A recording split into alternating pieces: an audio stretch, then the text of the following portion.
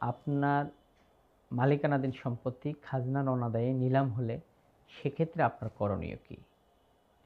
Land revenue act 2001-এর section 85 অনুযায়ী আপনি appeal দায়ের করতে পারবেন। প্রথমত আপনি নিলামকারী কর্তৃপক্ষের কাছে বাকি খাজনা পরিশোধের সুযোগ চেয়ে আবেদন করতে পারেন। তারা যদি সে আবেদনে সাড়া দেয় তাহলে আপনি বাকি খাজনা পরিশোধ করলে নিলামটা সেট হয়ে যাবে।